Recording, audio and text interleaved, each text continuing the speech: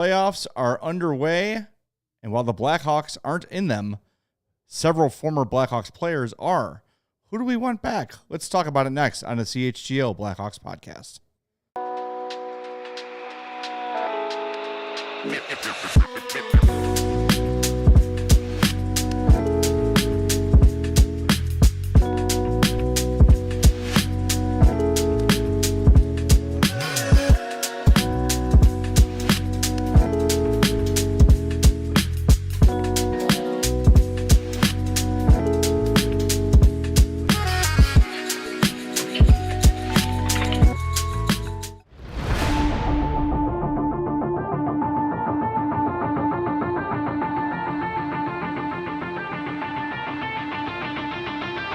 Happy Wednesday and welcome into the CHGO Blackhawks Podcast powered by Bet365. Download the Bet365 app. Use the code CHGO365 when you sign up.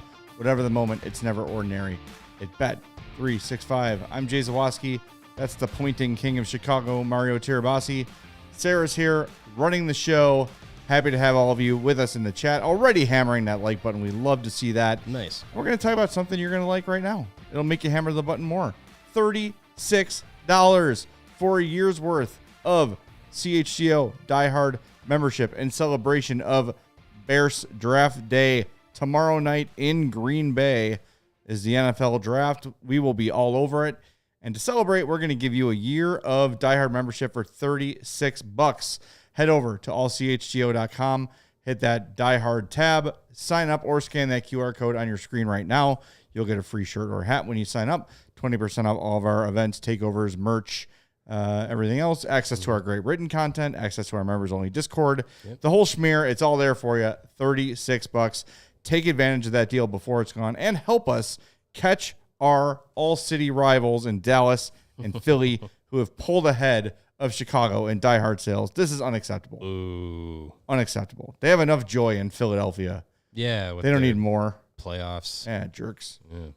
All right, here's what we're going to do today. We're going to talk about the many former Blackhawks in the NHL playoffs and how they're doing. And we're going to talk about if we could bring one of them back, who it would be. But we're going to start the show previewing the IceHogs upcoming series with the Chicago Wolves, which begins tonight in Rosemont. Yep, tonight, 7 o'clock puck drop, game one of the opening round series or the play-in series, however you want to describe it. But it's familiar territory for the IceHogs. Third time in the last 4 seasons that they're going to be playing in the play-in. Hopefully, it goes like it has the other 2 times in which they have swept their way in the best-of-3 series into the next round of the Calder Cup playoffs. But they're going to have a tough test coming up against the Chicago Wolves. But what you would have expected to be 3 games at Rosemont, if necessary, 2 of them will be in Rockford. They'll play tonight at Rosemont at the Allstate Arena, but then the IceHogs will host game 2 and, if necessary, game 3 out at the BMO Center. So that's going to be a bit of an advantage there that I don't think, without having looked at the entire bracket, I don't think any other opening round series is not a home ice advantage throughout for the higher seeded team. So IceHogs get a break there. Hopefully they could take advantage of it, because if you win tonight in such a short series, it's completely flipped on the team. All the pressure is on the team that loses game 1. So this is outside of being in a elimination game. Game 1 of this short of a series is the most important, and they're going to need to come out swinging against the Wolves, who have had their number this year. Yeah, they've struggled against the Wolves this year, 3-7-1 this season. So not great against the Wolves, who are have always historically approached the AHL and the Calder Cup differently than most NHL teams, where they're trying to develop more importantly than winning the Calder Trophy is great, of course. Calder Cup rather is great, of course, but it's not always job number 1 for the AHL clubs. With the Wolves, that's what it's always been. Yeah. They basically created themselves and marketed themselves against the Bill Wirtz Blackhawks. Yeah. Come and see winning hockey, for much cheaper. And it'll, so that was kind of the way they went through things, and they still run the team that way. They're built to win every year for the most part. So It's going to be, familiar, 12 games against these guys. They know what they're getting into. But let's hope the IceHogs with their new reinforcements, Korchinski, Levshinov, etc., down there to help. They should be a much tougher opponent than they were towards the end of the regular season. Yeah, and we talked to Drew Comezzo on Monday, and just kind of getting his feel of things. This is his second time playing now in the postseason with the IceHogs, and he's coming into this playoff stretch and playing one of his best stretches of games. He's at a 924 I think save percentage it was since coming back from injury in February. I mean, he has been 10-3-2 in that stretch. Yeah, he has been their biggest difference maker, I would say, in the back half of the season, and he's going to play an important role for this group going forward. And he was part of the postseason last year as a rookie, so having that experience is going to be important because this is still a very young team. You have guys getting their first taste of playoff hockey at the professional level, like Paul Ludwinski, Gavin Hayes, Samuel Savoie is another one that's going through that for the first time. On the back end, you have Artem Levshinov, who's down there. This will be his first postseason in professional hockey. So, having those young guys that have gone through it before, and having some veterans that have been leading the way. When this team shifted for the IceHogs when Luke Richardson was fired, because Andrew Sorensen goes from IceHogs coach focused on developing the young guys and at that level to NHL head coach, and then it became NHL head coach while developing all of these guys that were in Rockford now coming up. You had, as I said, Levshinov went up at times. You had Frank Nazar go from Rockford to Chicago. You had Landon Slager go from Rockford to Chicago full-time. Ethan Del Mastro was up and down. Wyatt Kaiser was up and down. Kevin Korchinski had some up and down time in Chicago. So Rockford, for a long time, it looked like it was going to be just the development grounds for these young guys, and then all of a sudden all those guys go up, a lot of them for long stretches or permanently. Colton Dock, another one. So you kind of then switched it where now those young guys aren't necessarily your go-tos and your leaders. You rely on those older players, those veterans that you have there, your Zach Sanfords, Brett Seeney's, Cole Gutman. Those are the guys that I think you're going to rely on now a little bit more than you may have expected to the second half of the year, and now going into the playoffs. Another guy is Jerry Mayhew, who's a longtime AHL vet. That's the reason they brought him in, is to have that kind of experience and play that role. Loved him and Leave It to Beaver. He's done a really good job doing that as well. So it's going to be a very interesting team. And then, you mentioned the reinforcements coming back. That's a big key for that defensive group. Well, and the question too is AJ Spellicy going to play? Probably not. Not at all. I know Vanacker and Spellicy were assigned to the IceHogs. Spellicy earlier today, Vanacker a few days ago. They are eligible to play, but I don't see them necessarily getting into the lineup, because I think that's a big ask of guys who are teenagers to come in and not only jump into the professional ranks and jump into the AHL right away, but to do it in a playoff atmosphere. I think that's a big ask for those guys. I mean, you're seeing, Aiden Thompson and Tage Harding come from college, but they've had some run up of a few games to get used to it. But I think that'd be a big ask for guys who are younger than those two. Aiden Thompson's 23. Tage Harding's, I think, 22, 23 years old. Vanacker and Spellicy are 19. Like, it's. Do you think if they advance, though, could there be an opportunity for those guys to get in?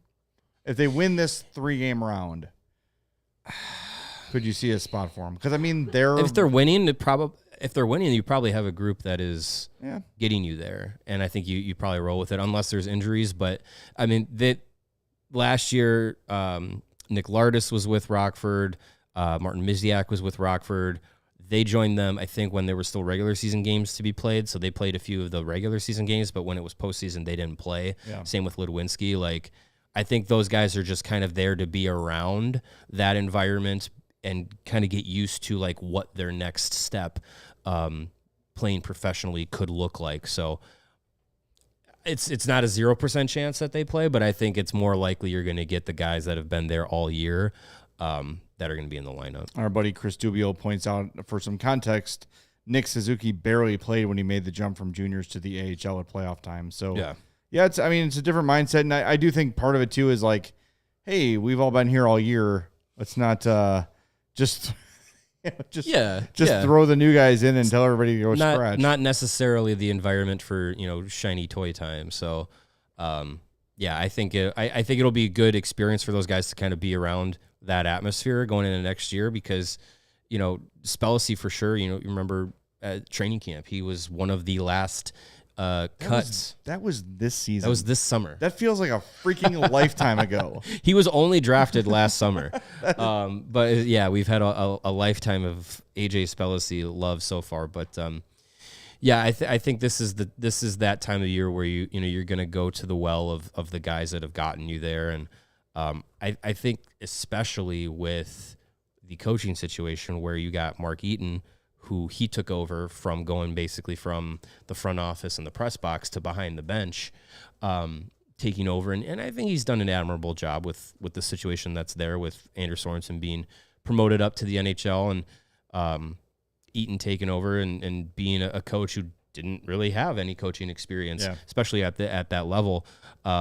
So having the guys that you can rely on, the guys that you've been comfortable with, I think is probably going to be a benefit for him as he's in this scenario where it's like, first time coaching in the postseason. And I think having the guys that he can rely on, that he has that rapport with, is going to be important. Yeah, I really hope they win this round, because it does feel like it's kind of like the NBA play-in. Right, like, yeah. Oh, man, you want to have the benefit of that is if you win it, you get the experience of a playoff round. I feel like if you don't win the first round here, it's kind of like if you're out in 2 or 3 games, it feels like, well, it's such a small sample of what that experience could be like. So yeah, you'd hope that you'd get you get through this round. Maybe a second round would be great, and then from there, it's great. I remember the 2018 run that the IceHogs made to the Western Conference Final. That was a lot of fun, but that was mostly on the backs of there's going to be some good names here: Cody Franzen, Adam Clendenning, and Chris DiDomenico. So if you remember those names, my hat is off to you. I actually took it off for those listening on the podcast. But if you could get a group of young players, especially with the young guys on the defensive side, to win a couple games and go deep, like that would be a lot of fun, and that's valuable experience. Yeah, I was hoping they can pull it out. I was looking to see if any of the games are on WCIU. I can't seem to find it. I think the only route to watch is through the Flow Hockey app, which is great. Mm-hmm. But sometimes the Wolves will be on WCIU, and I'm not seeing it. Yeah, I don't think the local, and I know Rockford too, they have a local station that they usually broadcast to. I don't think any of the playoff games are on those local outlets. I think it is going all through Flow Hockey, which, I mean, they have their offerings for the postseason tuning in as well. If you haven't bought the full year or anything like that to watch the IceHogs, I believe you can get just playoff games and stuff. So should be fun. I will be out at the game on Friday. Nice. In Rockford. You can eat that pig slop? Of course. I have it pre-ordered. Nice. They know it. They know I'm coming. It's already at the window, just sitting, festering. Yeah, it's the best way to eat it.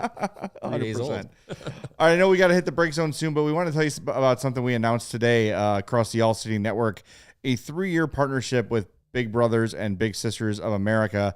This is something we're all very excited about here at the ALLCITY network, trying to, as a group, work together with this great group. They're going to be part of, we're going to have content integrations with them. Some of the draft content over the weekend will include them. Maybe see some of the kids in here now and again watching shows or participating in shows. So it's something we're very proud to be part of here. And, I think we've been looking for the right fit in terms of this kind of partnership, and we found it and big brothers and big sisters. So keep your eye on all of our socials for more on that as it comes along. But really a proud day for everybody here at the All-City Network. So make sure you support Big Brothers, Big Sisters of America, as we will do for the next 3 years, and I'm sure beyond. So happy to have them on board as a partner with us. Absolutely. All right, let's hit the break zone and come back with more on the CHGO Blackhawks podcast, powered by Bet365. And I'm telling you now, seemingly every show about Sunnyside Cannabis Dispensary, our most loyal and long-running sponsor, I believe. A great friend of CHGO. Yeah, they've been, I think, around the most and most consistently. We love them for it, and we love them for their judgment-free cannabis shopping. There's lots of cannabis. There's no judgment. That's how you want it. And whether you're new in the cannabis game or a salty old vet, they're going to have everything you need to elevate your upcoming summer. It's your one-stop shop for everything cannabis. Sunnyside has an expertly curated menu with over 100 strains to choose from. Plus, with easy online ordering, it's easy to pick up in store. If you're a pro, like I said, 100 strains on the menu with new ones added daily, curated by their wellness advisors and their staff picks. They've got great brands like Cresco, Floracal, Good News, and Mindy's, some of my absolute favorites. Visit sunnyside.shop for bright buys every day, including 50% off your first 3 online purchases. Enter promo code HICHGO at checkout to qualify. Exclusions apply. Sunnyside Cannabis Dispensary. Bright buys every day, only for 21 plus or Illinois medical card holders. And if you're in the market for a new vehicle, shop savings to celebrate during the Jeep Celebration event going on right now at Ray Chrysler, Dodge, Jeep, and Ram. Sarah, it's your favorite part.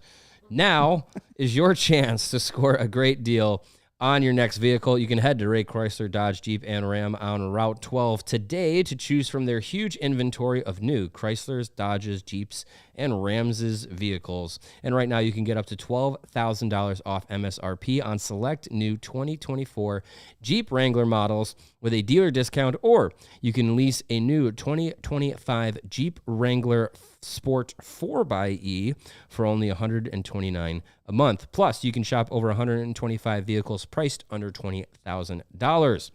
With the friendly team of brand experts at Ray Chrysler, Dodge, Jeep, and Ram, they're there to help you during each step of your car shopping journey.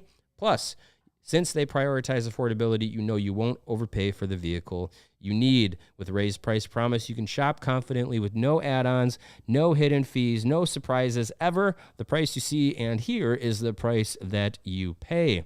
So go check out our partner today to shop one of the Chicago area's largest inventories. Find the right vehicle for you, then drive home happy. The team at Ray Chrysler, Dodge, Jeep, and Ram is the only one that we recommend. Don't miss out on their Jeep Celebration event going on all month long for huge savings on your next Jeep Wrangler. For more information, visit Ray Chrysler, Dodge, Jeep, and Ram today on Route 12 in Fox Lake, or go online to raycdjr.com. They've been serving the community since 1963. The R is for Ram. It sure is. When you do those little pulley toys for kids, where not speak and spell, but it rotates. You go, and the R is for. No, what is that called? I have no idea. My daughter never had one. Someone's gonna know. It's yeah. Let us know in the chat. It's not a speak. It's see and say. See and say. That is correct. Spin and say something like that. No, sit and spin. That's different. I don't know. That's a great toy. You guys have a sit and spin? Sit and spin? Where you sit on the plastic and you just spin the wheel and it just spins you around? I mean, there's a giant sit and spin that's at the playground by my house that my daughter loves, and I spin it maniacally, and my wife is like getting motion sickness. So, she'll be fine. Yeah, it's like the teacups at Disneyland. Oof. All the rides at Disney I did fine, and we did the teacups, and the lady's like, okay, time to get off. I'm like, I need like 30 seconds. I am so dizzy. We got a couple super chats, or at least one super chat we should get to here real quick. This from Joker's Performance with a Z. $5 says, Toronto having one of the best goaltending in the playoffs. If Mitch Marner wins the cup, do you think he would be more likely for him to sign? I don't know if he means sign with the Hawks or sign with the Leafs. To re-sign. we mentioned this on our kind of playoff preview prediction show. The Leafs feels a lot different than in prior years, and through 2 games they look a lot different. I feel way more confident in watching the Leafs play than I ever have in the postseason so far. With Marner, I feel like if they win the cup, he's going to be like a king in Toronto, and I think he's going to stay in Toronto if that happens. Now, that's a huge, gigantic if. Won't happen. But I think if that ends in a cup, I think they're going to be like, see, we were right all along. This is the core to do it, and they're going to keep him around somehow. Yeah, I mean, maybe. And they strike me as a team, and I know if you take the laundry off of them, take the maple leaf off of them, that looks like a cup team. Top to bottom. I mean, Stolarz is playing great. Yeah. Like has been. It's not like he just showed up for the playoffs and is like, look, I'm good now. No, right. He's been good all year. Mm-hmm. By the way, shout out to our chat, who that was one of the guys they wanted this offseason for the Hawks. Anthony Stolarz. He's a free agent. Yeah. And was kind of like under the radar kind of a signing. Worked out well for the Leafs, who have seemed to finally solve their goaltend situation. So, all right, before we continue, 51 likes. What are we doing? I mean, that's unacceptable. That's like, come on, folks. Game 159 of the White Sox season level likes. All right, we're not there yet. All right, hit that like button for us. Make sure you're subscribed to the YouTube page as well. All right, before we get to our which Hawk currently playing in the playoffs do we want back, dawned on us today. We are at the 10-year playoff anniversary of the 2015 Cup and the 15-year playoff anniversary of the 2010 Cup. And boy, we're going to have a lot to talk about and reminisce about over the next few days and weeks. Yeah, it's that time of year that has become, I feel like, more near and dear to our hearts as we have been away from it. It's that playoff time, and since 2017, and if you don't count the bubble, and if you even do count 2017 as a good memory of the playoffs, which why would you? They got swept by Nashville. It's been a long time since the Blackhawks have given you some good feelings, but as we get through April and May and June, we're gonna do some reminiscing and of the good times of the Blackhawks in the postseason. And yeah, there's plenty of moments. God, 15 years since 2010. That's tomorrow is insane. the 15-year anniversary of Nashville Game 5. That's insane. I think that was the single moment where I was like, they're winning the cup. Yeah. Like it was because they had been asked that whole game, and then all of a sudden they find a way at the end. You're like, all right, this has Team of Destiny crap written all over it. Yeah, especially the forcing overtime with Patrick Kane scoring a shorthanded goal, technically. Yeah, as is tradition. Yeah. Yeah. And getting to overtime, and then you're without Marian Hossa, and you kill the penalty, and he's the one that scores the winner. Like such a crazy moment that I think outside of the moments where they're lifting the cup is like arguably one of the biggest in that run, that run of 2009 to 2015 of the postseason, like crazy. And yeah, just to think like that's 15 years ago is just nuts. It's a long time. It's weird. It somehow it feels like yesterday and forever ago at the same time. Mm-hmm. Like, I don't know. You look back on that, even like the footage of it, and it kind of looks old. It looks like crap. I go back and watch those old highlights. I'm like, did a potato record this? It's like the early days of HD TV. Yeah. And, oh yeah. Yeah. I mean, 480p HD TV. Yeah. Yeah.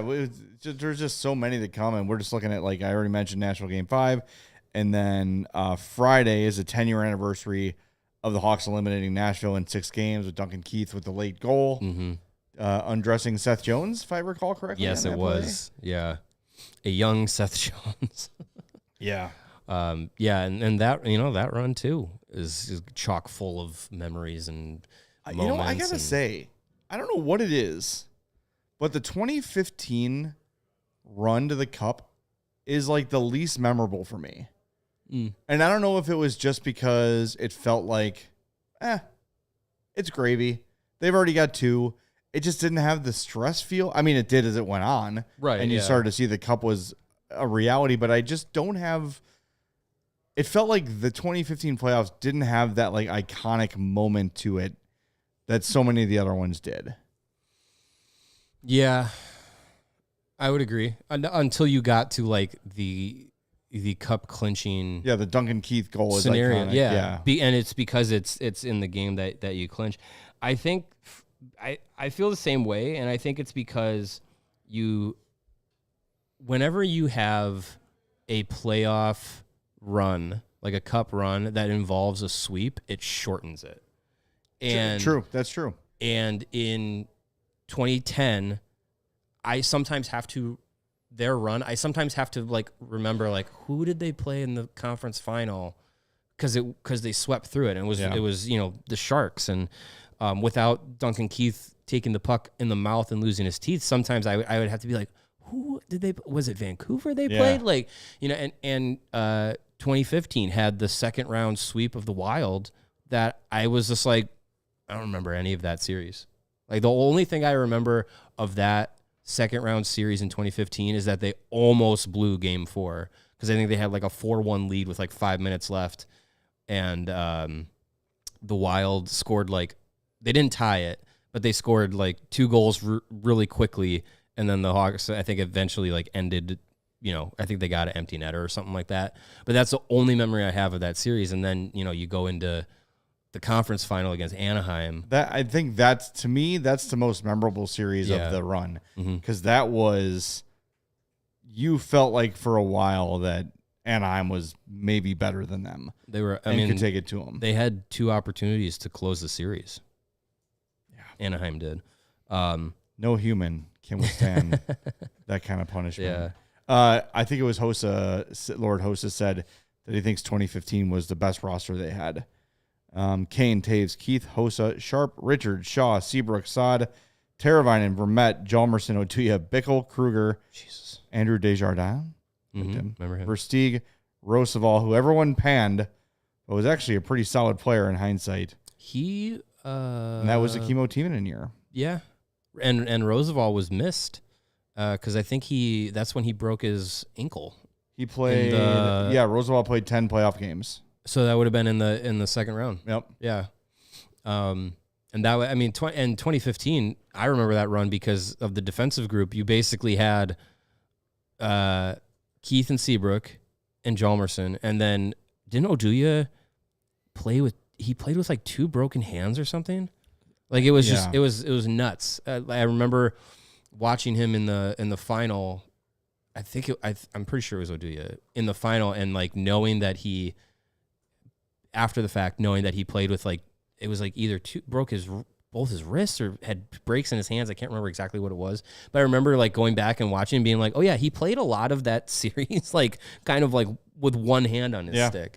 And it's just crazy that they got through that with that short of a bench defensively. And it's nice when the top of that bench is prime Duncan Keith and Brent Seabrook before the decline. Like, yeah.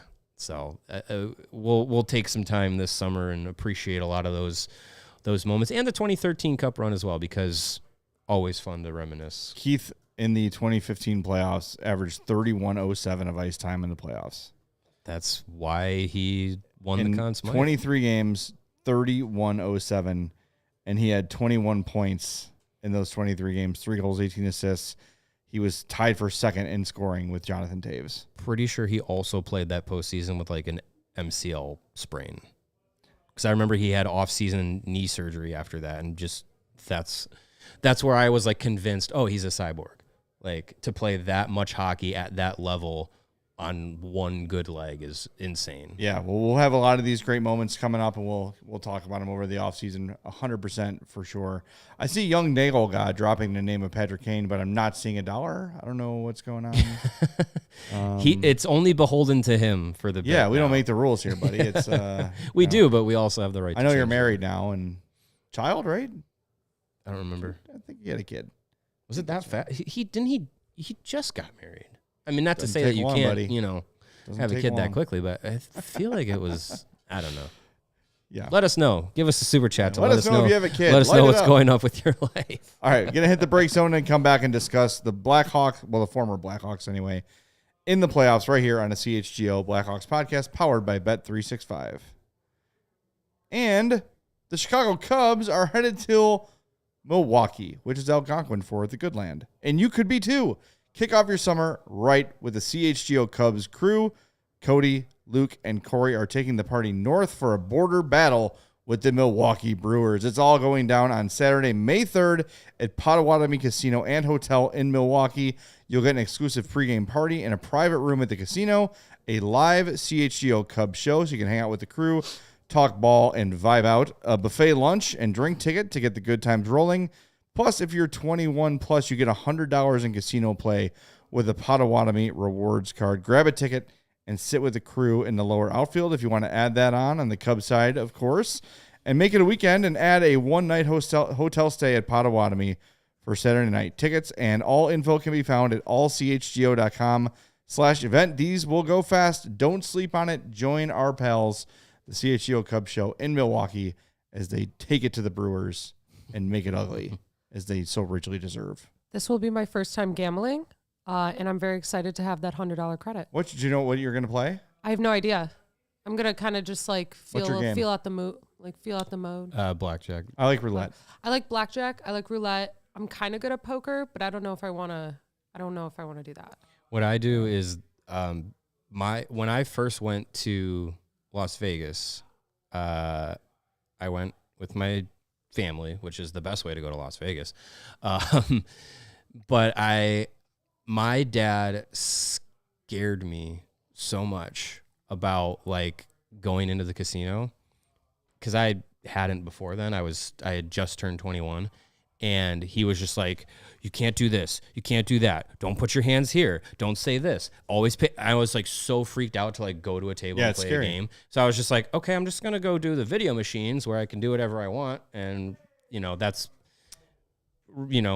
probably not a good choice when you're gambling in Vegas, is to go to the things that they can program and control in the video machines. But video blackjack, video poker, that's what I do. Roulette for me is fun to watch, but it gets complicated. When we were in Vegas for the draft and Lawrence was all about being at the tables and stuff, there was so many convoluted ways to play what I thought was such a simple game. Yeah. That it's fun to watch, but I would get very lost in it. Would you enjoy Sam Adams American Light while gambling? I absolutely would. That's actually the best part of gambling is if you do it long enough, you tip well enough, the Sam Adams American Light will always be plentiful for you. Sam Adams American Light, crisp, clean, super easy to drink, no gimmicks, no fluff. It is not your average light beer because it is brewed with 100% American-sourced ingredients, sourced from local independent farmers. It's light beer made the right way. And when you're choosing a light beer, you don't want to feel like you're making a compromise. Sometimes people choose a light beer and they're like, well, I know it's not going to fill me up, but it might not taste that great. It might not be as flavorful. That's not the case with Sam Adams American Light. It's great tasting, very flavorful, and also because it is a light beer, it's not really going to fill you up. So what you want to do is get yourself some Sam Adams American Light, and you can do it at local Chicago retailers. It is available now. Of course, you must be 21 or older to enjoy, and when you do, always drink responsibly. All right. I know we got another super chat. I think YDG chimed in. Married in December of 2023. His son, YDG Jr., was born March 3rd, 2025. Okay. He said he thinks Mario wants Kaner back too.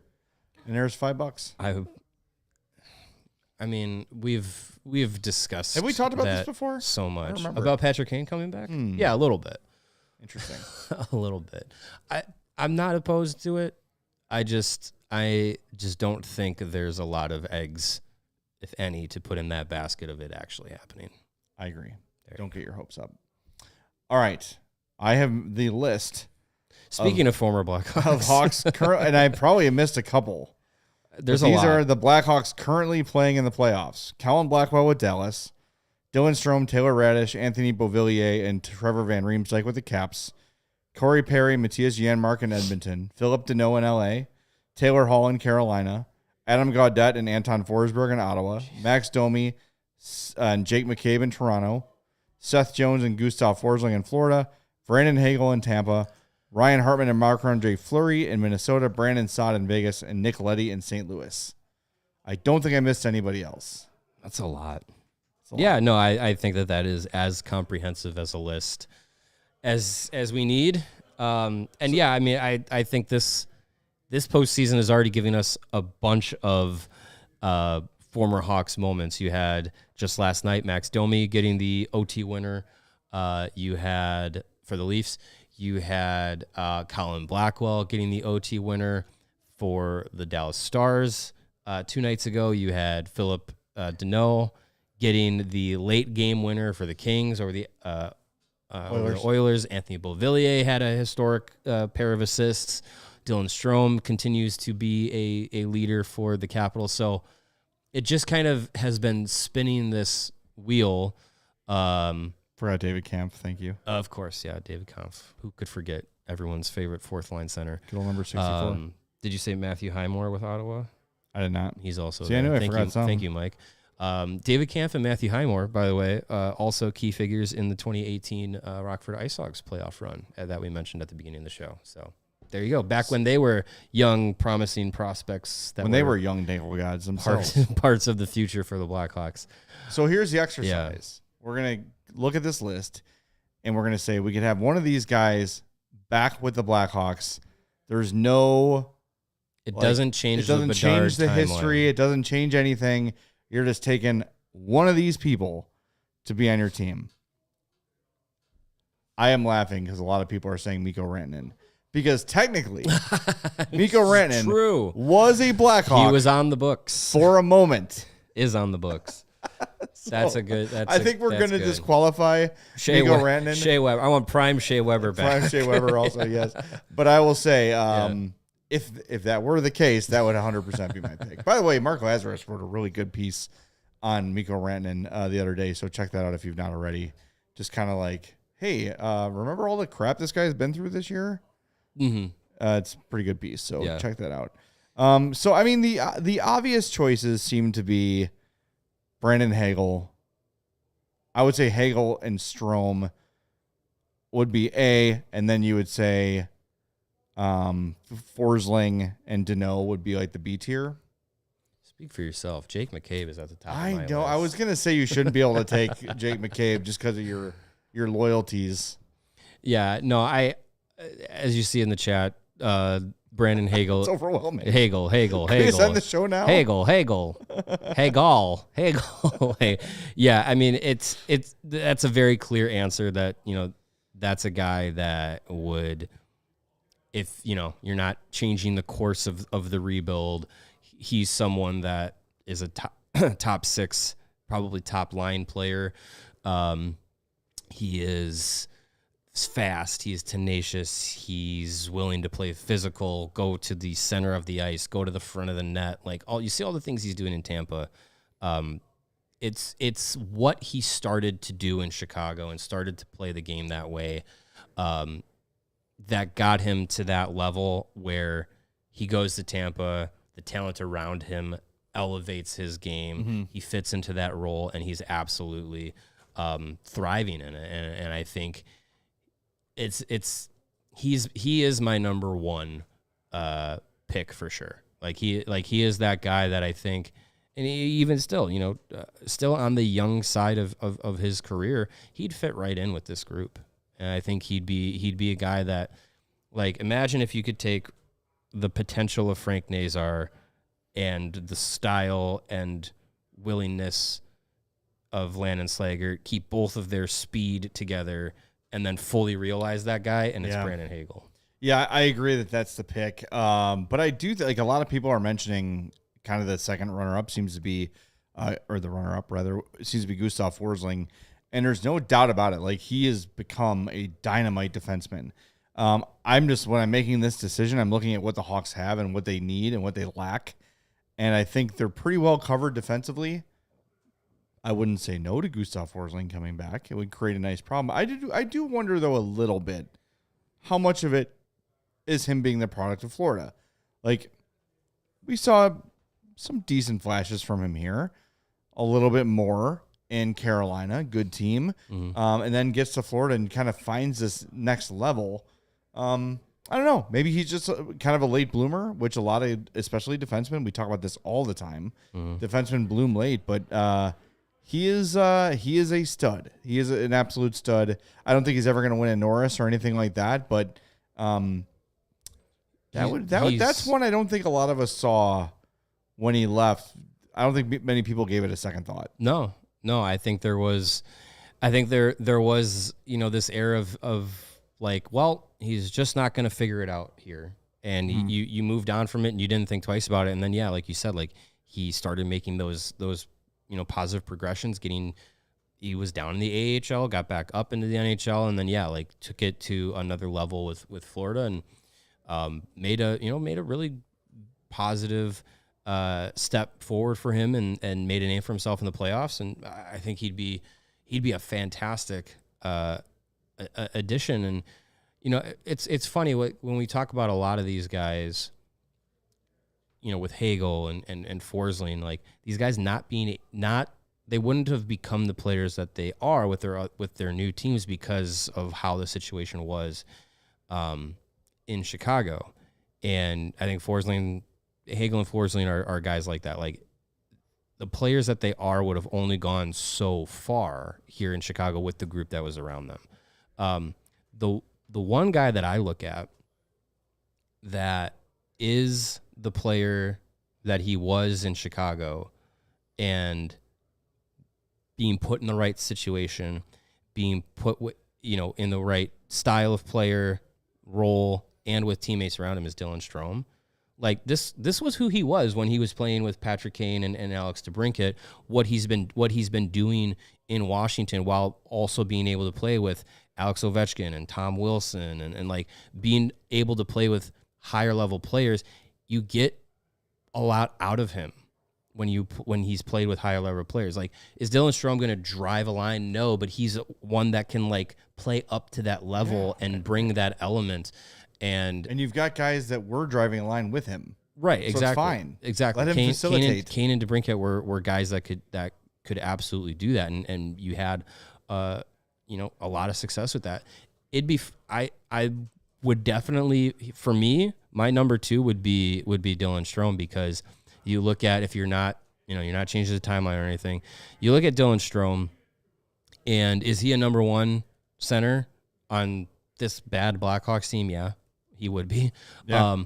But if you have Connor Bedard and you have Dylan Strome, like, I feel like that would be such a great matchup because of the way DeBrincat and Kane played. There's a lot of similarities with Bedard, and I know he's just one guy, but like, you play Strome with Bedard, and I feel like you'd have a perfect balance of how they play. And I know Strome's not fast, but he thinks the game similarly and sees it similarly to guys like Kane and DeBrincat, who I think also Bedard sees the game that way. I also think that speed overall is like people are with this a lot on Brock Besser, like, well, he's not fast. It's not like the Canucks are in his zone and they're like waiting for him to show. It's not me. Catch up. Yeah. Like, he's an NHL player. Like, sure, he's not top end speed, but it was the same thing with Dylan Strome. Like, at no point during Dylan Strome's tenure playing with DeBrincat and Kane was I like, oh boy, here we are waiting for Dylan Strome to arrive again. No, he was not Pavel Bure. He wasn't going to blow through people and blow past people. But like you said, his ability to think the game, see things kind of before they happened, and just the accuracy with the passing, it really bugged me the way that this organization just kind of punted on him. And I get it. Like, it's all in the context of the rebuild and getting Bedard and all those sort of things. But I don't know. Does Dylan Strome, we'll never know the answer to this, but does Dylan Strome make the Hawks so much better that they don't get Connor Bedard? I don't know. I don't know the answer. And I mean, in this scenario, we're not changing that they don't get Connor Bedard. Right. Exactly. Or that they would or would not. But yeah, I mean, I think you moved on from Strome because he was going to be due a new deal. And the way that his time ended here, where Derek King admitted to when he was taking over as interim from Jeremy Colleton, that coaching group did not use him properly. No. And that was obviously to his detriment, because you see how he played on that line with DeBrincat and Kane. It was just like, why would you ever change that? Why would you ever try and make Dylan Strome a different player? So I think that kind of factored into the like, well, we don't think he's going to be this guy, so we're going to move on from it. It's like, well, he was never supposed to be that guy.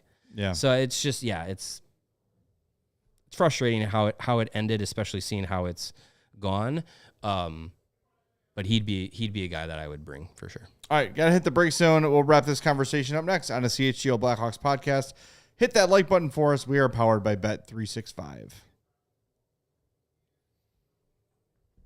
Me? Yeah, you're up first. Is it me? Yeah. Oh, okay, cool. Well, hey, we have some big and little news to share. The All-City Network, including us here at CHGO, we are teaming up with Big Brothers Big Sisters of America for an exciting new 3-year partnership. And it's not just about sports, it's about the community. Together, we are combining Big Brothers Big Sisters incredible youth mentoring programs with the passion and power of All City's local sports coverage to create something truly meaningful. The partnership kicks off this week with our NFL draft coverage, but it does not stop there.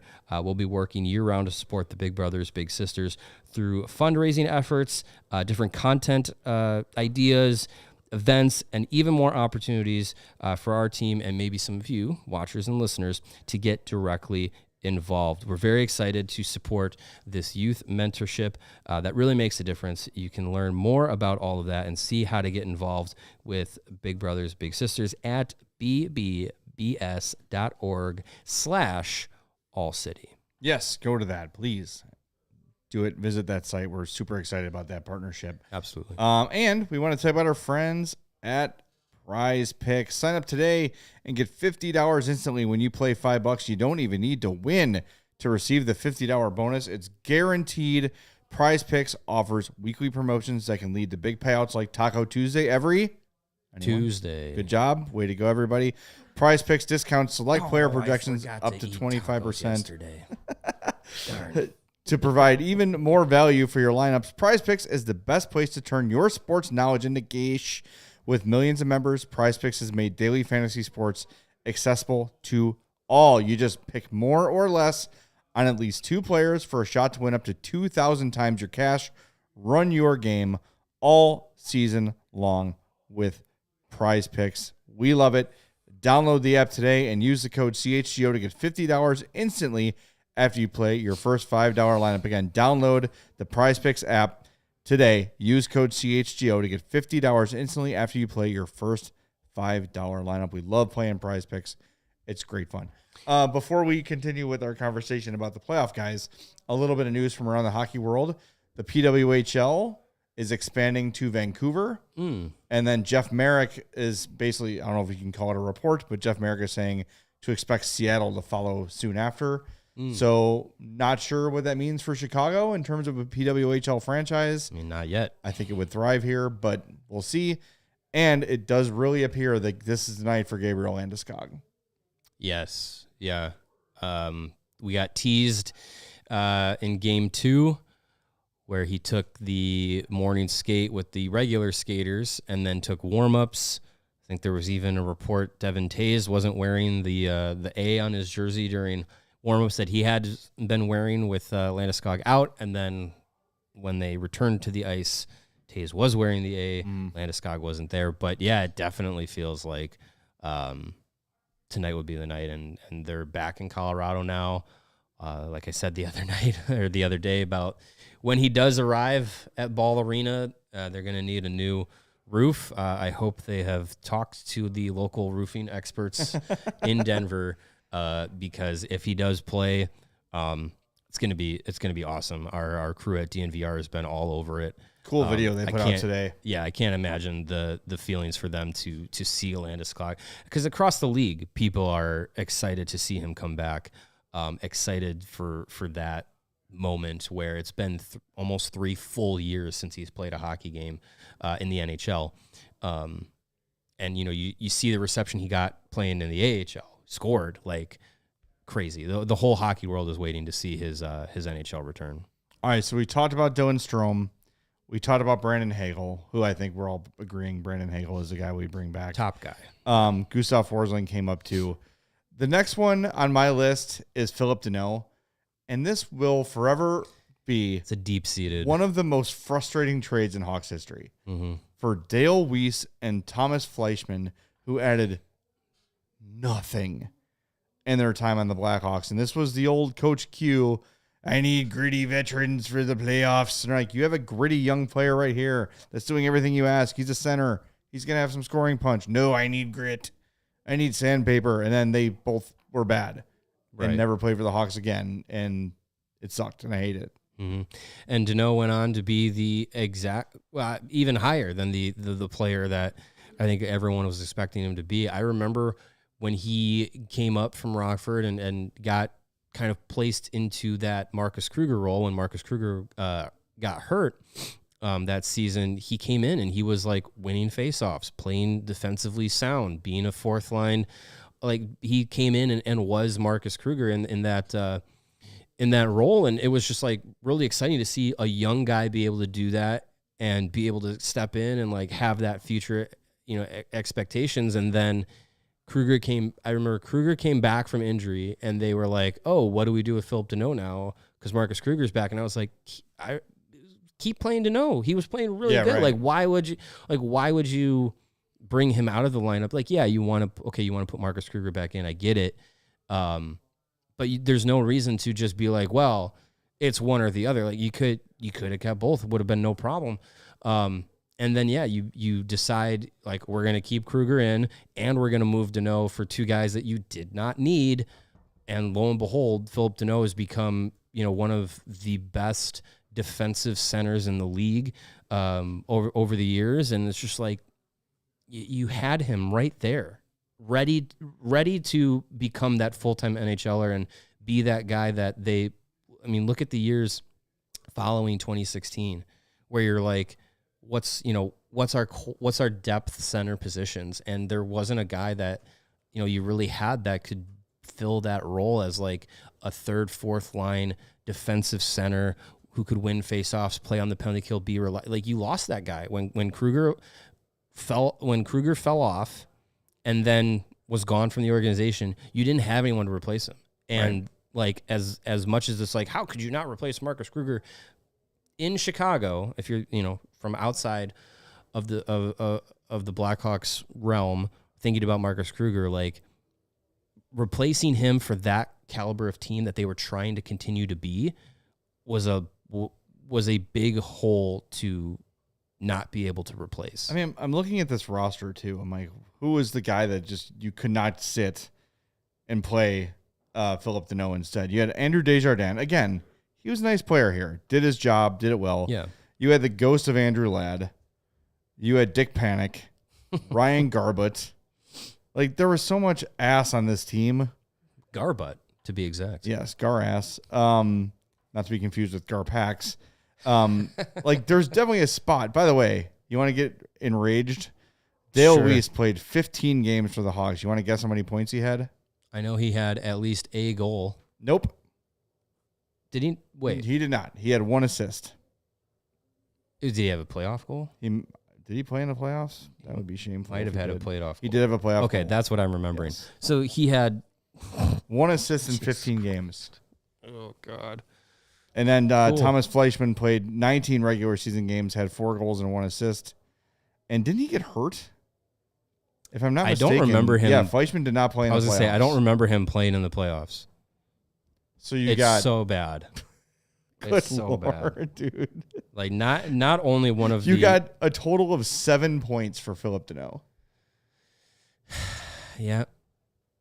For two guys who were gone. Well, who were gone instantly. Yeah. And Jason T says, Stan always mortgaged the future instead of developing. Look, I get if you feel like you're a piece away from a cup and you need to add that dude and you got to swallow hard and make a hard, difficult trade. I get that. Dale Weiss and Thomas Fleischman were not the dudes that were going to put you over the top. No, not even close. Dale Weiss was such a, like, this guy plays in Montreal and he's a heart and soul kind of guy. No. he was not a guy who's going to come and make a massive difference on a playoff team. No. And this whole, like, we need grit, we need it's so aggravating because guess who gives you that? Phillip Danault. By the way, you want to feel old? Sure. He is 32. Danault? Yes. God. Well, that was what? That was the 2016 season. That was his last year. So that's 9 years ago, right? Yeah. All that to lose in the first 9 round of years the ago. Blues and get 7 points. So he would have been 20. guys. He would have been 23. Yeah, that makes sense. The Giggity says too that Q never liked Weiss, and I don't blame him. I don't know if what the WTF Stan and the staff saw in those guys. I mean, that's a bigger conversation That we'll never have. The what? What he saw in Dale Weiss and Oh Tom yeah, Fletcher. yeah. No, I was going to say the bigger conversation is Bowman and Quenneville and how that power dynamic played out. Well, I mean, correct me. Wasn't the next season? Would have been 16-17. What's the year where he went and got Brandon Manning? That was the summer of 2017 going into 2018. Okay, yeah. So that was another example of that stalemate. That was Cam Ward, Chris Kunitz, and Brandon Manning. And it was just like, that's Quenneville's our free agent class. Quenneville's like, I need a stay-at-home defenseman, and Done. I need a veteran scoring forward and a goalie. Here's a 100-year-old Cam Ward, a So 100-year-old bad. Chris Kunitz, and bum-ass Brandon Manning. It was so bad. It was almost like a spite. Yeah. Not Kunitz is fine. That's a guy. It's a culture guy too. He's still with the organization. Yeah, but yeah. I don't want to lump him in with No. that, but like, But that's the same summer you trade Artemi Panarin and Nicholas Hjalmarsson. And it's just like, and then you go into free agency and you dust your hands off with Chris Kunitz and Cam Ward. Oh, it was this like, team it is was like, so bad. Holy smokes. And then, that 17-18 season was just so bad. And then you go into 18-19 and I think, going back to the firing of Joe Quenneville, like it came down to, I think, Bowman looking for the opportunity to be the smartest guy in the room and say, shocking. Joe Quenneville we're moving past him, and here's the guy that's going to take over his spot, the guy that I handpicked to be the successor. I found him. I was so smart. I found him in Sweden, and he's had all this success in the AHL because it was carried by veterans, and then went into the NHL and got prime career years out of DeBrincat, Kane, Taves, and Eric Gustafsson, and missed the playoffs. 110 points from Patrick Kane, I believe, in that 18-19 season. 110 from him, 81 from Taves, 76 from DeBrincat, 60 from Eric Gustafsson. Dylan Strome was almost point per game, 51 and 58 games. And they acquired him that. So good move, Bowman, to get Dylan Strome.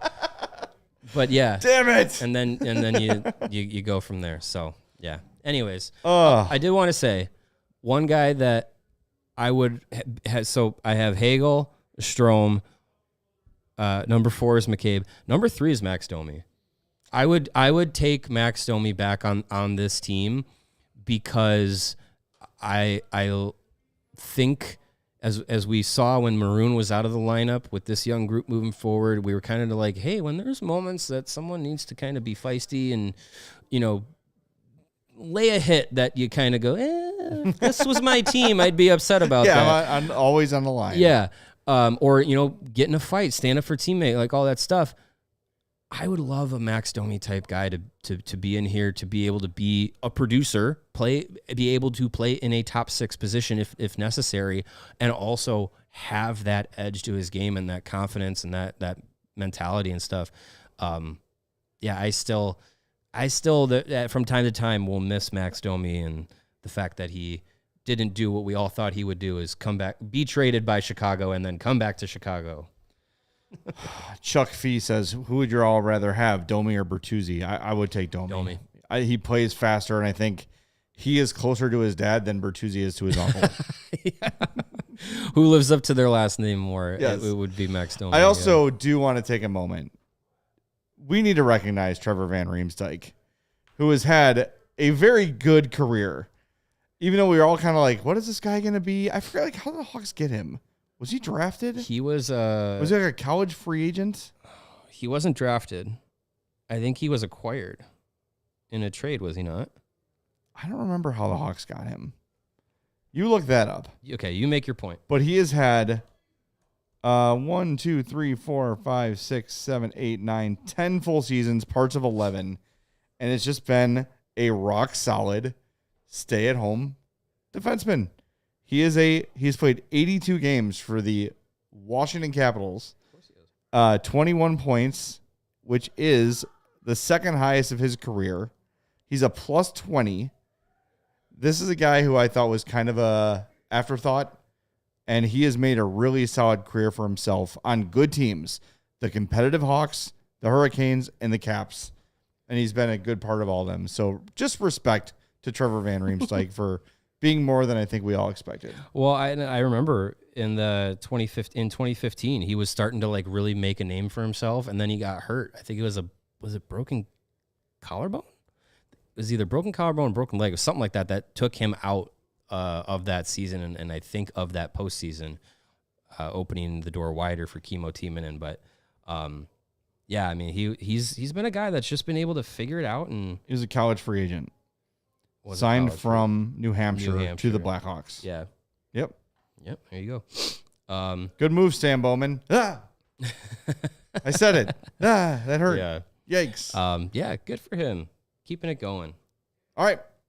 Well, we're going to wrap things up. Just to finish here, the Philadelphia Flyers announced that they will not be retaining any of the services of their assistant coaches, Rocky Thompson and Darryl Williams, as well as skills coach Angelo Ricci. So not only is Torts out, but their whole coaching Angelo staff Ricci? is out. Yes. Angelo? Love that name. If I was Italian, that'd be my name. Ricci. Yeah. Oh, there you go. All right, we're back tomorrow, 2 o'clock. We're going to do our Blackhawks superlatives tomorrow. It should be a fun exercise, so don't miss that show. We'll talk to you then right here on the CHGO Blackhawks podcast presented by Bet365. We all silly like the mayor.